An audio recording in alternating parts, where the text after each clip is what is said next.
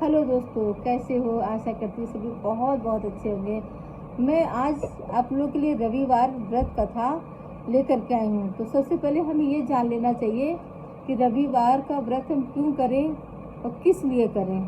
तो ये अगर आपको पता चल जाए तो आप रविवार का व्रत जरूर से करेंगे। हमें कितना फ़ायदा देता है तो उसे तब आप करेंगे। तो सुनिए इसको हमें कैसे कैसे क्या करना है। सूर्य आरोग्य के दाता है, इनकी प्रसन्नता के लिए रविवार के दिन व्रत को धारण करना चाहिए। सूर्य आदि सभी देवताओं की पूजा 5 प्रकार से की जाती है। एक तो सूर्य का मंत्र जपे, दूसरे उनके लिए होम करे, तीसरे दान करे, चौथे तप करे और पांचवें किसी देव पर सूर्य की प्रतिमा में, अग्नि में अथवा ब्राह्मण के शरीर में आराध्य देव सूर्य की भावना कर षोडशोपचार उनकी पूजा करें। सूर्य रविवार यानी कि रविवार के व्रत में नमक, तेल तथा अन्य किसी प्रकार का तामसिक भोजन ना करें। इस दिन व्रत के में फलाहार करें तो अच्छा है, नहीं तो गेहूं का आटा और गुड़ ले सकते हैं। इस प्रकार दिन भर निराहार रहकर सायं के समय सूर्यास्त होने से पहले भोजन कर लेवें। यदि सूर्यास्त हो जाए भोजन ना कर सके तो रात भर यूं ही निराहार ही व्यतीत करें और दूसरे दिन प्रातःकाल सूर्योदय होने पर सूर्य के दर्शन करके स्नान करके उन्हें अर्घ्य देवें, फिर पुनः भोजन करें। फल या अन्न का पारण एक बार से अधिक न लेवें। व्रत के अंत में सूर्य भगवान की पूजा कर अर्घ्य देकर निम्नलिखित कथा को सुने। अर्घ्य से लेकर 16 प्रकार की पूजा तक जो सुलभ हो सके, एक के अभाव में अन्य का अवलंबन न करें। नेत्रों में दृष्टि कुष्ठ रोग की शांति के लिए भगवान सूर्य की पूजा करके ब्राह्मणों को भोजन कराएं, न हो सके तो नहीं कराएं। रविवार का व्रत करने से अनेक प्रकार के विघ्न शांत होते हैं, शत्रु नष्ट होते हैं, राजसभा में उसका मान होता है। एक दिन, एक मास, एक वर्ष अथवा 3 वर्ष तक लगातार ऐसा साधन करना चाहिए। इससे साधारण रोग तो नष्ट हो ही जाते हैं, मनुष्य के वृद्धता आदि रोग भी नष्ट हो जाते हैं। यदि रविवार को सूर्य देव के लिए, अन्य देवताओं के लिए तथा ब्राह्मणों के लिए विशिष्ट वस्तु अर्पित करें, यह साधन विशिष्ट फल देता है। इसके द्वारा विशेष रूप से पापों की शांति होती है। निर्धन मनुष्य तपस्या द्वारा, धनी व्यक्ति धन के द्वारा देवताओं की आराधना करे। तो दोस्तों ये थी विधि इसकी। अब मैं इसकी कथा में सुनाने जा रही, तो सुनिए। रविवार व्रत कथा। पूरे काल में एक बढ़िया स्त्री थी जिसने यह नियम कर लिया था कि वह प्रत्येक रविवार को उठकर प्रातः स्नान आदि से निवृत्त हो अपने घर को गाय के गोबर से लीप दिया करती थी। सारा दिन सूर्य भगवान के ध्यान में लगी रहती। वह दोपहर के पश्चात भोजन, फलाहार सभी भी अन्न का मधुर पाक तैयार कर भगवान का भोग लगाकर सूर्यास्त के पूर्व ही स्वयं ग्रहण कर लिया करती थी। इससे उसका घर सब प्रकार से धन धान से पूर्ण हो गया। कोई विघ्न तथा कष्ट नहीं आते थे। सभी प्रकार से घर में प्रसन्नता व्याप्त रहती थी। जब यह ही कुछ दिन व्यतीत हो गए तब वह उसकी पड़ोसन उसकी गौ का गोबर वह लाया करती थी। वह सोचने लगी, यह बुढ़िया शीघ्र कैसे धनी हो गई, अब तो इसके रंग ढंगी बदल गए हैं, इसका क्या कारण है। उसने कहा, यह बुढ़िया सदैव मेरे गौ का गोबर उठाकर ले जाती है। आज से मैं अपनी गौ को घर में बांधा करूंगी। वह गाय को घर में बांधने लगी। जब रविवार का दिन आया, बुढ़िया को गोबर ना मिला तो वह बहुत उदास हो गई और रविवार को अपना घर नहीं लीप सकी।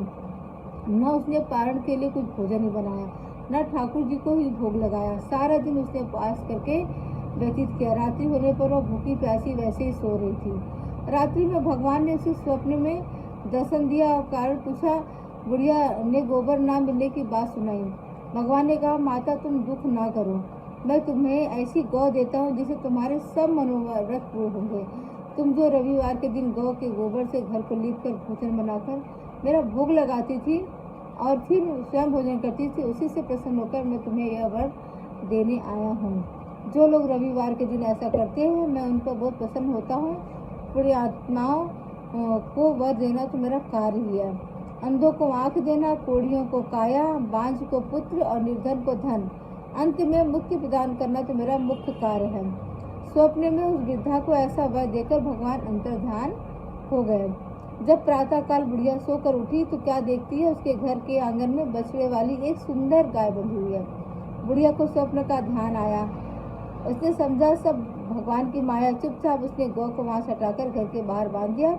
वहीं पर उसके लिए नाद बनाकर उसने खली, भूसा आदि डाल दिया। गौ प्रेम से खाने लगी। यह देख उसके पड़ोसन का हृदय ईर्ष्या से जल उठा। उसने जब देखा कि यह गौ तो सोने का गोबर करती है, तब तो उसे और भी आश्चर्य हुआ। वह उसकी गौ का गोबर उठा ले गई, उसके स्थान पर अपनी गौ का गोबर रख गई। वह इस प्रकार नृत्य करती रही। बुढ़िया को इस प्रकार उसे कुछ पता ही नहीं चला।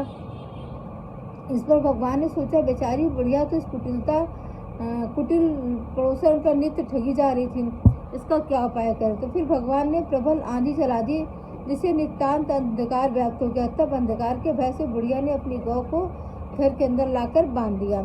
जब रात्रि व्यतीत हो गई, बुढ़िया ने प्रातः काल उठकर देखा तो गौ ने सोने का गोबर किया। उसे तो बड़ा आनंद हुआ और हर्ष भी हो गया। अब वह प्रतिदिन गौ को घर के अंदर बांधने लगी। इसी से जब उसके पड़ोसन का दांव नहीं चला, तब ईर्ष्या और द्वेष से जलकर वहाँ के राजा की सभा में जाकर कह दिया कि महाराज, मेरी पड़ोसन एक बुढ़िया है, जिसके पास ऐसी गाय है जो उसके पास ना रहने योग्य है, तथा आप जैसे राजा महाराजाओं के पास ही रहने योग्य है, क्योंकि वह नित्य सोने का गोबर देती है। आप उस गौ को मंगाकर सोना प्राप्त कर लीजिए, जिससे प्रजा का हित का कार्य कीजिए। वह सोना बुढ़िया के किसी काम का नहीं है। राजा ने अपने सिपाही भेजकर उसकी गाय को मंगा लिया। जब वह गाय महल में आई तो उसको सुंदरता देखकर राजा प्रसन्न हुआ। उसे महल के अंदर बंधवा कर वहाँ का रक्षक नियुक्त कर दिया, तथा आज्ञा दे दी, मेरी आज्ञा के बिना इसका कोई गोबर न उठाए। राजा को मारे प्रसन्नता के रात भर नींद नहीं हुआ। इस आशा से वे करवटें बदलता रहा कि कब प्रातः काल होगा, कब सोने का गोबर देखूंगा। परंतु प्रातः होने पर राजा ने देखा तो गाय के गोबर से सारा स्थान गंदा हो रहा, सोने का कोई चिन्ह भी नहीं है। फिर तो राजा को बड़ा क्रोध हुआ। उसने सिपाही को भेजकर उस बुढ़िया को बुलवाया, जिसकी वह गाय थी। बुढ़िया राजा की सभा में आई। राजा ने पूछा, माँ, मैंने सुना है तुम्हारी गौ सोने का गोबर देती है, इसलिए मैंने तुम्हारी गौ को मंगवाया, क्या यह सत्य है? किंतु यह तो बात असत्य हुई। गौ ने सोने का गोबर नहीं दिया, उसका क्या कारण है, बताओ। बुढ़िया बोली, महाराज, मेरा यह नियम है कि प्रातः उठकर नित्य क्रिया स्नान निवृत्त हो, नित्य मैं अपने घर को गोबर से लीपती हूँ, फिर भोजन बनाकर भगवान को भोग लगाकर ही प्रसाद पाती हूँ। इस नियम को करने से भगवान प्रसन्न होते, जो निर्धन होता है उसे धन देते हैं, रोगी दुखी कष्ट हरते हैं, निसंतान को संतान का सुख देते हैं, अंत में मोक्ष भी देते हैं। महाराज, जब ये गौ मेरे पास आए ना थी, तब मैं अपनी पड़ोसन की गौ को गोबर लिया करती थी। एक दिन पड़ोसन ने गोबर ना लेने का दिया तो मैं अपना नित्य का नियम ना पालन कर सकी, ना भोजन बनाया, ना भगवान को भोग लगाया, यूं ही भूखी सो गई। तब भगवान ने मेरे इस कार्य से प्रसन्न होकर रात्रि में स्वप्न देकर मुझे गौ दी। इस गौ को देखकर मेरे पड़ोसन को ईर्ष्या जल उठी। उसने आपको यह समाचार दिया, आपने मेरी गौ को यहाँ मंगा लिया, इसमें मेरा क्या दोष है? राजा ने कहा, वृद्धा माँ, तुम मुझे क्षमा करो, अपनी गौ ले जाओ, मैं तुम्हारे पड़ोसन को दंड दूंगा, जिससे तुम्हारे धर्म कर्म को देखकर ऐसी ईर्ष्या की। फिर तो राजा ने स्वागत बुढ़िया की गौ लौटा दिया। बुढ़िया गौ लेकर अपने घर आई। राजा ने पड़ोसन को बुलाकर उचित दंड दिया और सारे नगर में इस नियम को घोषणा करा दी कि सब लोग रविवार का व्रत रहा करें। राजा भी स्वयं इस नियम का पालन करने लगा। तो ये है रविवार की व्रत कथा, यानी कि सूर्य भगवान की कथा। अब देखिए सूर्य भगवान की आरती है, तो सुना रही हूँ। सूर्य देव की आरती गाऊं, अखिल लोक तमस नाशक तुम हो, करी पूजा नित तुम्हें ही मनाऊं। सप्त अश्वयुक्त वाहन तुमरो, जग में द्वादश नाम गिराऊं। कानन में कुंडल लहरत है, गल बिच हार तो ही पहराऊं।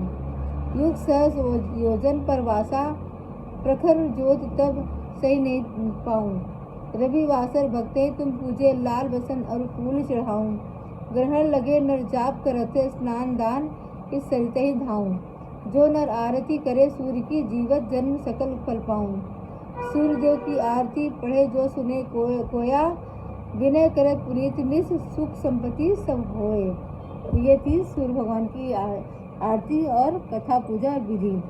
तो अगर आपको ये पसंद आया तो लाइक कमेंट कीजिएगा, और सूर्य का जो व्रत करना चाहता है वो अपने कमेंट में लिख दीजिएगा, मुझे बहुत अच्छा लगेगा। और हो सके शेयर कीजिएगा, क्योंकि शेयर करने से आपको भी पुण्य मिलेगा, मेरे को भी पुण्य मिलेगा।